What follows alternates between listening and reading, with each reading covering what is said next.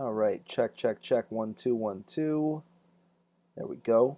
Um, so I want to explain the meme project, which to some of you, might sound like the easiest project you've ever had to do. It's not very involved, but the idea is to do it correctly. So I think memes are incredibly complicated forms of communication, and the meme project is intended in a traditional semester to build off of many different things. So the way it's scaffolded is this is your last project you're submitting, but your final project is I don't really have a final project, so to speak. I do have like large term projects. So the cultivation project is probably the largest project you'll have this semester. Um, it's the most involved. It requires the most work. It requires that you pay attention to it, and that's traditionally what the photography project was, or the photo project. I don't make my students obviously online do the photo project because I don't think it's wise to be going to and from photomats and CVS to pick up your prints. I want to make it as effortless as possible for you guys to stay put if you can, and minimize your contact where you can. So let me explain where the project emerged from, and explain the missing component, which is the photo project, and how this helps you develop kind of a vocabulary. It's kind of a underlying mission of mine to help you convey some of the material elements of your life, and compose those and understand and be able to read the material characteristics of um, the medium. So we begin the semester talking about the medium. So there's a lecture that you may remember where I'm detailing the various characteristics of the medium, um, and talking about how those characteristics have evolved. Things like asynchronous, synchronous, multiple cues, distance of travel, things of that nature. Um, and we eventually move on to the non-digital experience project, which hopefully shakes enough of you out of your maybe traditional ways of being, um, that you're able to really truly reflect on the characteristics of the medium. So all mediums, even mediums within the digital platform, have their own characteristics, right? iTunes. If you're in the music part of iTunes, it's largely audio. It's only very recently that um, you know music fans could access individual album covers for individual tracks. I think it kind of blew my mind when I was on iTunes, and the song, I think I had some you know different pieces of an album, and I was listening through to an album, and one of the album covers changed while I was listening to the song. So it's only very recently that music is more than just the music. There's album covers associated, and I say very recently, within, I'm talking about, orchestral music. I'm talking about folk music traditions and things of that nature, which date back thousands of years, not just, the century, the century that we've had. So the non-digital experience project is intended to get you to begin reflecting on these things and using terminology. Okay, terminology that I have, introduced during the lecture on the medium. So then, the next project in that series is the photography project, or the photograph project.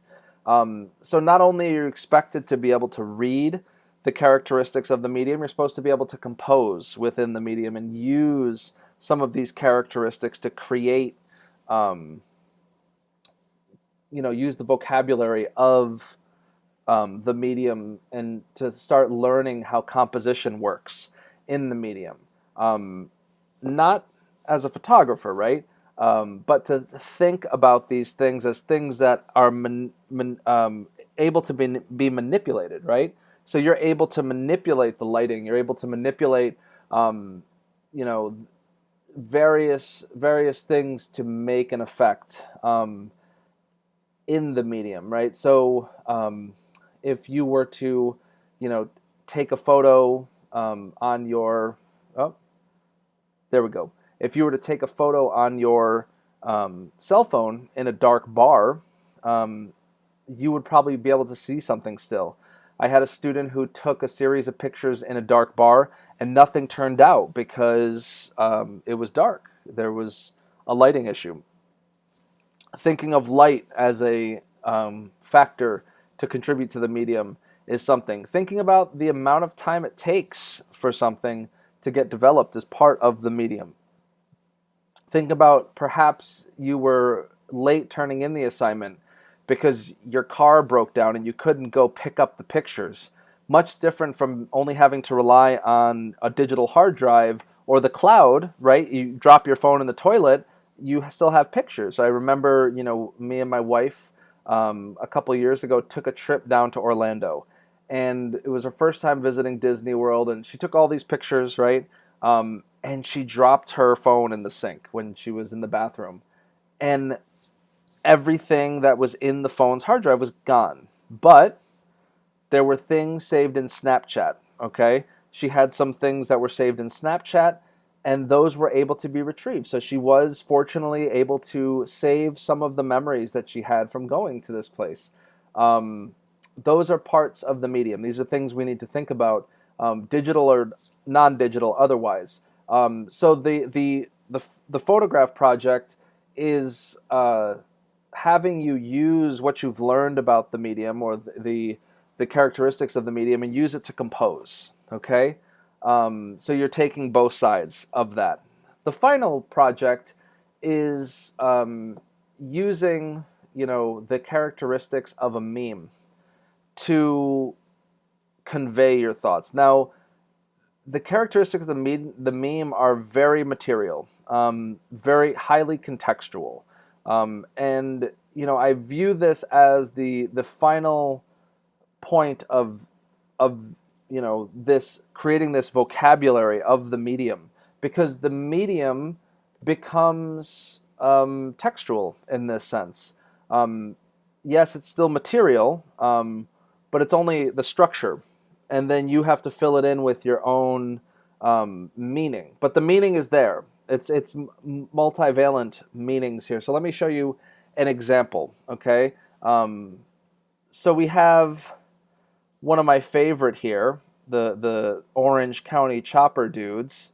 They're going back and forth. Many of you have probably seen this. Okay, they're going back and forth. And there it is. Okay. So he throws a chair, right? So here we go. Back, forth, throws a chair. And that's it. That's the end of the argument. Okay? It doesn't matter what the argument's about, right? That there is encoded in the structure itself, okay?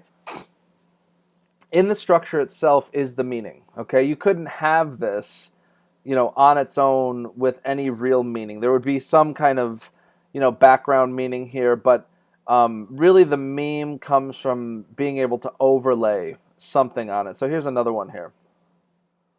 One of my favorite, actually. This is the distracted boyfriend meme, I guess they call it. And I don't know if any of you remember drawing S's like this in your notebook, but I remember this as a thing. There's your fancy S and the 11-year-old looking back or distracted, and the normal S, right? To give this meaning, you have to understand what's going on, right? If I did not understand the cultural connotation of this meme, I wouldn't get it. So, I use the medium as a roundabout way to demonstrate that there is incredible structure and form in our textual interactions, or our verbal symbolic interactions, right? And that's really what I would like you to do for this project is to pick a meme. That's the first thing you got to do, is pick a meme that's a real meme. So it's got to be a real meme. It's got to have some cultural meaning. I had a student one semester who like used a picture of her daughter with a horse and said it was her meme, and it wasn't a meme. Like, it's just, a meme is something that's circulated, thousands of times, millions of times. The circulation is what makes it powerful, okay? It's what gives it its form and structure. It's where we share meaning, okay? It's beyond, a inside joke that you may have with a group of friends. This is a inside joke of massive proportions, okay? And the material structure of this is really what I'm looking for. Now, I want you to demonstrate that you understand, okay, how the meme works, okay, by using it correctly. I want you to demonstrate that for me. But I also want you to do something that will help you study, okay, or will help your friends and your classmates in here study. So that's why I'm asking you to pick a concept from the book, okay, that you will cover. So whatever concept you would like to choose is up to you. But basically, this is what you have to deliver, okay? You have to deliver a meme. The image, you have to create it. You can use a site like memegenerator.com or whatever. Just Google meme maker, and you'll find a million sites. Once you've done that, okay, I want you to provide a simple caption with it. And you're going to post it, okay, in the discussion board, and that's it. That's the extent of this project, okay? Any questions? Let me know. But that's the explanation for this. I just wanted to explain the origin so you understand the rationale behind this project. Thank you.